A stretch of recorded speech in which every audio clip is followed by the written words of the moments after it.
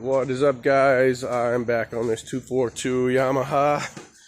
We've got some glass finally on here.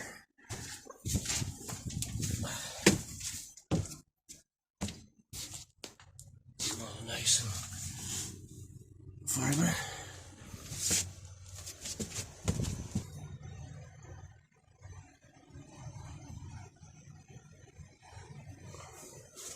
And of course, the main area here looking pretty good.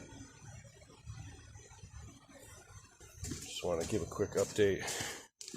I think we're on day 8.